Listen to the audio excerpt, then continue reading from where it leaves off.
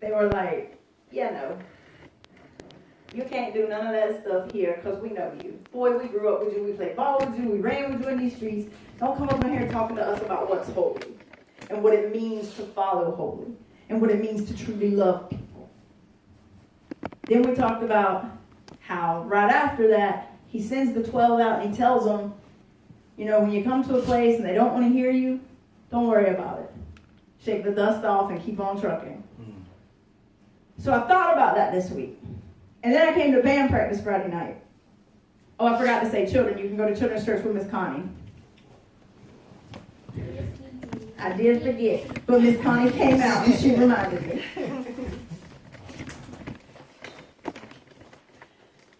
So I came to band practice Friday night. Had been thinking about that. Came to band. And the great thing about band practice is that Kay and Lavette let me know their thoughts, their feelings about life, about church, about everything. We talk about everything. And it's good. It's a good way for me to know where they're at on things. It's a good way to know where they feel like we could do better as a community. We talk about what community is and what does it mean to be community.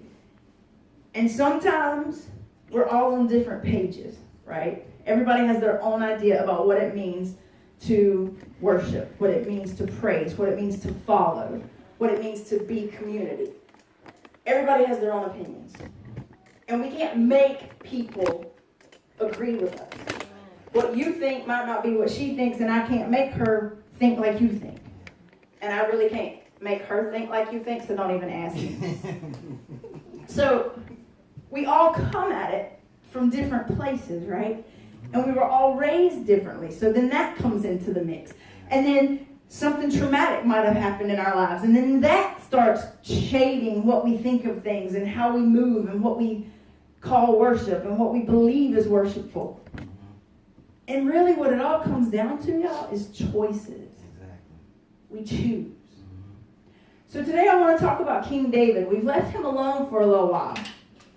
But I want to go back and pick him back up. So in 2 Samuel chapter 6. So David, had the whole issue with Saul. Saul dies. Jonathan dies. David becomes king. There's all kind of wars. David finally gets the Ark of the Covenant. And he gets to bring it back. Everybody know what the Ark of the Covenant is? Okay. If you watch Raiders of the Lost Ark, no, not that version. So the Ark represented God's presence. It represented the physical space of God with the people of Israel. All right? So when the Ark was gone, Israel felt lost. They needed the Ark home. David goes and gets the Ark. The Ark's finally coming home, and that's where we pick up. David thought, I'll get that blessing, and went and brought up the chest of God from the house of Obed-Edom to the city of David, celebrating extravagantly all the way, with frequent sacrifices of choice bulls. David ceremonially dressed in priest linen, danced with great abandon before God. The whole country was with him as he accompanied the chest of God with shouts and trumpet blasts. But as the chest of God came into the city of David, Michal, Saul's daughter, happened to be looking out a window. When she saw King David leaping and dancing before God, her heart filled with scorn. They brought the chest of God and set it in the middle of the tent pavilion that David had pitched for it. Then and there, David worshipped, offering burnt offerings and peace offerings. When David had completed the sacrifices of burnt and peace offerings, he blessed the people in the name of God and handed out to each person in the crowd, men and women alike, a loaf of bread, a date cake, and a raisin cake. Then everyone went home. David returned to his home to bless his family. Saul's daughter came out to greet him. How wonderfully the king has distinguished himself today, exposing himself to the eyes of the servants' maids like some burlesque street dancer. David replied, in God's presence, I'll dance all I want. He chose me over your father and the rest of your family and made me prince over God's people, over Israel. So yes, I will dance to God's glory, more recklessly even than this. And as far as I'm concerned, I'll gladly look like a fool. But among these maids you're so worried about, I'll be honored to no end. Saul's daughter was barren the rest of her life. So it was a time for celebration. Something crazy good had happened. God's presence was coming back into the center of Israel's world. So yeah, David was celebrating. What did the song say? We're choosing celebration. We're choosing freedom. We're choosing to be joyful. See, I get it. Life ain't always good. We ain't always happy about what life hands us. But you can't do a whole lot about what life hands you sometimes. The only thing you can do is choose how you're going to react. So, David chose to worship the way David felt led to worship. Now, I don't dance, so don't even start with me. I ain't going to put on no show. I can't even try, which is kind of funny. Girl ain't got no rhythm, but can play the keyboard. It makes no sense. But David, that was how he expressed his joy. So my first question to you is, do you even know when God's presence shows up? Because now I can tell you, the band, we done talked about it. Yeah. We know when Holy shows up. And we all start exchanging looks.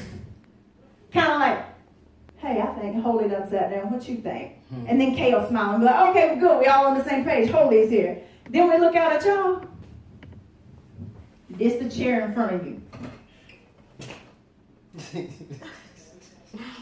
And your knuckles is turning white. And I'm like, well, maybe that's how they experience Holy. Maybe we don't know. That might be their way. Holy done led them to grip the chair and hold on with all they got. But David danced. And there was music. There was trumpets. There were drums. They were having a party. Why? Because God's presence had come home. God's presence was in their midst. They had reason to be joyful. They had reason to celebrate. Now, a man died right before that because he was trying to get the ark home, and the ark went to tilt, and he reached out to catch it. And there was a rule, you don't touch the ark. So the man died. So they could have chosen to freeze and say, let's don't celebrate. Let's just put it in the tent and run because that thing's dangerous. But they chose to celebrate the fact that God was there in their midst. Do we choose to celebrate God in our midst? Every Sunday, when you come in here, do you come in here and feel like love is in this place, holy is in this place, and I'm going to celebrate that? Or do you come in here and just sit in your chair and be like, well, that's it, I did my bit for today? Or come in your 10-inch heels and say, oh, I did my part. I stood up and made y'all look at me because I'm taller than all y'all. And beautiful too, so there's that part. What do you choose? How do you choose to have Holy recognized in your life? What is it that you do? Kay talked to me about money. One of the ways Kay likes to honor presence of God is to encourage giving. Kay likes to give. Amen. Kay likes to say, here come that bowl, here come my money. Kay's teaching his children. We honor God by putting our part in that bowl. It's just one of the ways we can choose to say, God, we recognize you. We recognize that you're here. We talked about community. That's another way you can recognize Holy. You can be together in community. And together as community, you can honor God. How do you honor God by being in community? Well, let's see. I might be having an off day. You might be having a great day. And you could come to me and hug me. And then, look, we spread some love. If you don't come to church, I can't hug you. Because I don't see most of you except for in here. Y'all work and stuff. And I work and stuff. So unless we make a plan like the pool party, I don't see you. This is where I see you. This is where, as community, we honor God.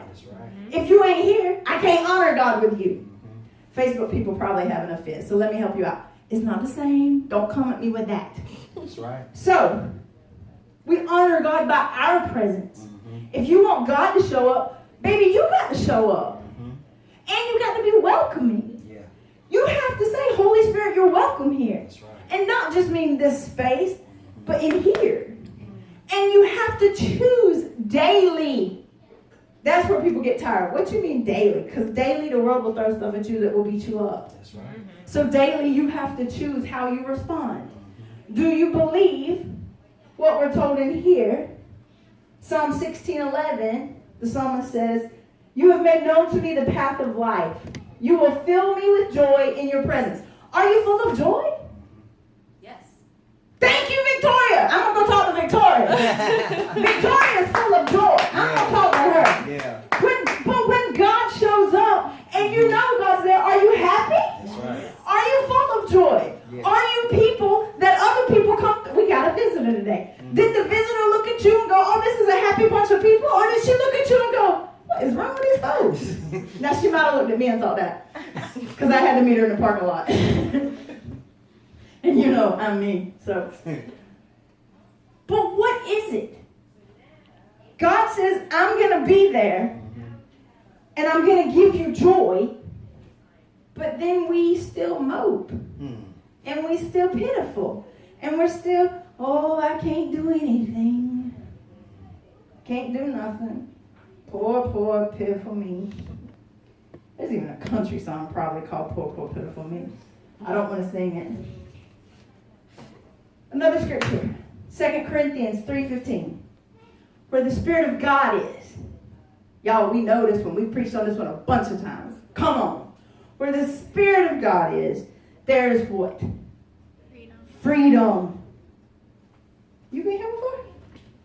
Because I think, wasn't that you that just answered me? Yes. You was the only one that answered me. The rest of y'all can go home. I'm keeping the visitor. The visitor and Victoria are staying with me. The rest of y'all can go home. Yes, where the Spirit of God is, there is freedom. Freedom for what?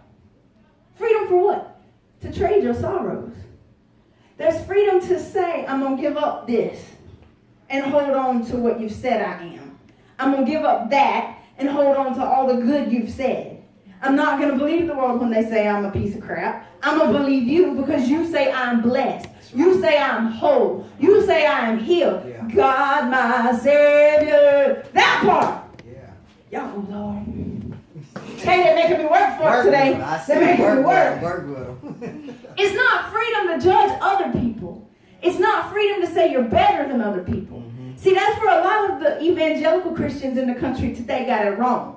They think, "Oh, well, where the Spirit of the Lord is, there is freedom. So I'm free to say, you're not the right color. You don't love the right folks. So all y'all going to heaven. And we great. So, there's that." Wrong. That's not what this is about. This whole thing is about deliverance.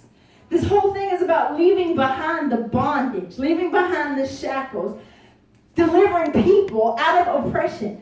If you come out of oppression, you should have reason to be what? Joyful. You should be choosing to dance if you are so inclined. Talk loudly if you're so inclined. I'm better at that part. Clap your hands, stomp your feet, roll your roller skates, do something. But the Spirit of God is here. And you can't even go, "Yes, God." People, come on. There's more to this than just showing up and sitting here.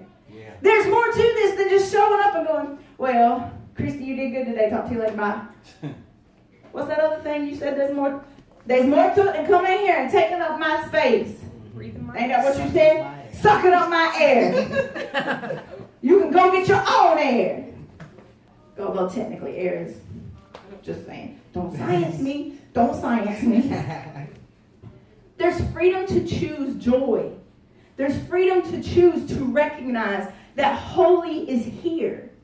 That holy wants to be a part of things. That holy wants to touch every broken spot you have. Even the ones you ain't told nobody about. Holy knows. And holy wants to take a Band-Aid and go, "It's going to be okay. I'm going to love you through it." But we sit there like stones. We don't make room. We don't make room for worship anymore. We don't make room for joy anymore. We want to start the service at 11, do the 4 songs, sit down, get up, get out. That's what we want to do. We don't leave the room for holy to really show up and show out. We talk about wanting it. But then, when holy does show up, what what the hell is that? What? Why Marcy raised her hand? I'm uncomfortable. I got to go. And I know I'm running out of time. Thank you. There's freedom. There's freedom to be happy. There's freedom to be full of laughter. There's freedom to believe, even in the darkest times, that we are loved. Yes. And all of these other people that say they have the freedom to say we're not, I would like to point them back, Mr. Sessions and some others, to Galatians 5:22, that we have talked about a lot. When the Spirit of God is present, you know what else we see, right? The fruit of the Spirit. Love, joy, peace, patience, kindness, goodness. Goodness, y'all got that? All my evangelical politicians. Goodness, faithfulness, gentleness, and self-control. That's the evidence. When you are letting the Spirit be your guide and be in the midst of your stuff, leading every choice that you make, that's the evidence. Not hate, not saying people don't belong, not kicking people out your family because they don't agree with you, not being mad at the church because they ain't call you every day that you miss church. None of that.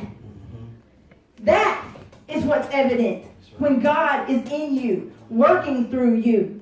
You have to choose to let this be. You have to choose to get out your own way. Right. You got to choose to get out of Holy's way. Holy's here all the time. All the time. All the time. And all you have to do is choose to say, that's right. What's our little phrase, Marcy? Yes, God. Yes, God. And Victoria choosing to say, I'm going to be joyful. Because she wanted me to come talk just to her because she was all quiet and stuff. I'm just saying. We have to choose. We have to choose celebration. We have to choose to honor God's presence with our presence. That's right. We have to be present. That's right. Every time God says, hey, I'm going to show up. Okay, well, I'm going to be a part of that. Yeah. And you can't tiptoe into it a lot of times. Right. God said, I'm going to show up to you, but I'm going to see y'all later. And you got to get in there. Yeah. And you got to worship the way you know how to worship. Yeah. Marcy raises her hands. Christy cries or gets loud. Or looks at Kay from the keyboard and goes, we just going to keep singing this. That's right. And Levette's in the middle going, okay. But we have to choose. Yep. And all you people that sit at home, you have to choose to come be a part of it. And yeah, we understand that there are things that keep us from here sometimes. But we are people. That's right. And if you want to experience God together, you have to be here to do it together. Community. Everybody know what community is? Community is when you come together because you hold beliefs the same. That's right. You have a common goal, a common dream, a common belief. And you come together and you work that thing. Yeah. We know your dream because we talk about it every week. That's right. Kay wants to grow. That's right. Kay can't do it alone. Y'all can't do it alone. All I want is for us to get really good at knowing when God shows up. And we choose to honor that and to worship and to bring our very best to the party. Yeah. Whatever our very best is. If it's a nickel in the offering plate, or if it's clapping loudly, or if it's falling out in the spirit, or raising your hands, whatever that is, I want us to choose to do it. Choose to honor God. No matter who looks at you the way she looked at David and said, you a fool. That's right. It don't matter. I'm up here every week doing the fool thing. I keep on. I can be a fool. It doesn't matter what the world tells you. It doesn't matter if they say you're crazy for believing that. You're crazy for thinking God even exists. Okay, fine. I'm crazy. You want to dance? Come on down to the church and let's dance. That's right. Come on down here and let me show you who I know holy to be. We have to choose. And when we choose to honor God with our worship, with our joy, with our believing that even though things we've been told by others might be bad, well, you know, you ain't never going to be healed. Hmm. You know, you ain't never going to be able to do none of that stuff. Uh-uh. You just poor pitiful, and you just need to go sit in the corner and be sad about it. We have to choose to go, no. That's right. God, my Savior. Then what? God, my deliverer. God, my healer. Yes, God is. Yes, God is. Yes, God is. Yes, God is. Do it again. God, my Savior. God, my deliverer. God, my healer. Yes, God is. Yes, God is. Yes, God is. Yes, God is. And if God is, how can you not worship with all that you are? Choose. And all the people said, Amen.